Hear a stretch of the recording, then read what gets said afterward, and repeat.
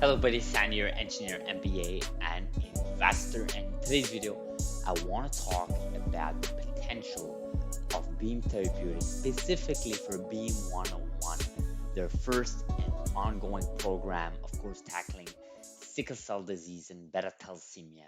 And of course, this was inspired by Biotech 2K1 on Twitter because he or she posted a thread that said stuff about Beam Therapeutics. And I said, you know what, this is a great time to make a video, talk about Beam Therapeutics. It's been a while since I haven't made a video on Beam Therapeutics. I think I've been sort of focused this summer on companies that are sort of, were able to give data.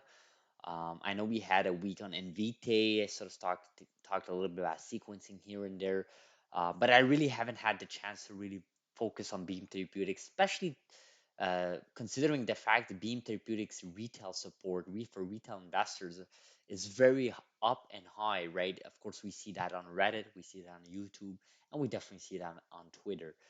The support for Beam Therapeutics is there, and there is a reason why their support is there because they have, base editors, which is, of course, the second generation of CRISPR, if some may want to call it, or basically next generation of CRISPR. We don't know where prime editors are at this point in time in the timeline, especially with the limited research compared to base editors maybe. But of course, base editors are here and they're coming, especially with companies like NTLA that's filing for patents.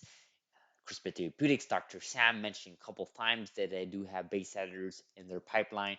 Of course, they have yet to disclose any sort of information as to how they get there with their base editors to the public commercial markets. But nonetheless, I digress.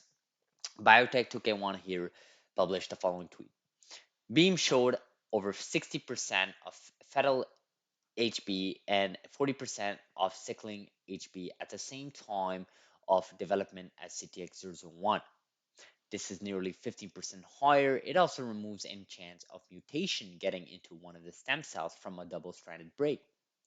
So you see here, this is one of the slides from Beam Therapeutics and Beam 101 robust base editing, HBG 1 and 2 gene promoters in sickle cell disease patient cells. So you can clearly see here the level of performance compared to an unedited, compared to the treated cells. And obviously you can see clearly much, much better, right? So if you go about here and see here another tweet, if this carries over human data equally as well as CTX001 did, this would be the best breed in therapy for sickle cell disease. The evolution of this platform into in vivo would expand a lot more patients. This could be a $5 billion drug, and Beam would own 100%. So that's a really, really good point. And I'm going to get back to that really, really shortly. I just want to go to the next one from Wei Zhao here. They said actually Beam 101 is 30% higher than CTX001 than the cell level. This is advantage and efficacy is likely to make a big difference in wave 2 and wave 3 of sickle cell disease. Then Beam 102 is even more promising. So obviously Beam 102 is the next one, the next generation of whatever they're trying to achieve with Beam 101. We sort of had a couple of talks last year on that, comparing each of these programs. And CRISPR Tommy has done an amazing job on YouTube decoding that aspect to it. I highly recommend people to watch that if they want to know the difference between the programs of Beam 101 or Beam 102. But I do want to go back here on this tweet here, the 100% owners. So actually, biotech actually mentioned this, right? Just throwing out some numbers for sickle cell disease, 90,000 sickle cell disease in the US. Even if Beam would do 1,500 patients a year at 2.5 million, that gets you a yearly revenue of 3.1 billion every year. So I would argue that this 1,500 is a bit too high because CRISPR Therapeutics said that they can do with ex vivo 1,000 patients. So I'm expecting around that number, especially the first 2 3 years. But nonetheless, 5,000 is a good median number for like a long 5 to 10 years horizon. And the price here, I 100% agree with this price. I would argue it could even be more than Bluebird, but that's another topic maybe for another day. And of course, if I go back on this tweet, the 100% ownership, this is very important because CRISPR Therapeutics obviously owns CTX001, but only 40% of it, right? 60% of it is now owned by Vertex, right? They sold their rights.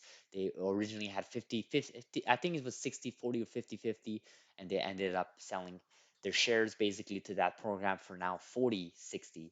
for 60 belonging to Vertex, which is a great idea for a company that has no revenue because you have cash in the bank. You basically secure your next 4, 5, 6, 7 years potentially by selling those shares. But of course, you give up 60% of a program that could potentially be, as we go back to this, a 3.7 billion. That's just for sickle cell. That's not even beta thalassemia, right? So clearly here Beam Therapeutics just with this program can be very valuable. And again, we'll have to see the data for phase 1. I mean, it's way too early to start, getting way up on this program that, you're comparing it with a program that's literally finishing almost phase 3, that's going through FDA approval by the end of this year, potentially be FDA approved by early part of next year. So you're sort of comparing apple to oranges at this point in terms of timeline. But of course, this is in vivo, this is base editors, this is the next generation of CRISPR. And of course, with this set of data, preclinical data, clearly here, Beam Therapeutics is doing something that is very attractive to investors, very attractive to researchers, especially in the CRISPR landscape, comparing CRISPR-Cas9 to base editors. So obviously, there's something to be said there, and we'll see where this goes. And this is why I titled this video, Beam Therapeutics potential, right? Their potential could be so vast, so huge, and it's worth making a video and talking about it because that's where the hype is coming from, right? The hype is justified on Reddit, on Twitter, and so on. And people, often say, it may be just people trying to, pump and dump, or trying to, they're holding the bag or whatever during this recession. But ultimately, there is an argument to be made for Beam Therapeutics. So I will end this video like this. Just wanted to go over the couple of tweets here from Biotech 2K1 and from Zhao. Want to give my inputs there, here and there. Sort of had an opportunity to talk about Beam Therapeutics, which we have not done in a while. So if you did like this video, like it. If you haven't subscribed, please consider subscribing. Thank you so much for watching our videos, and I'll see you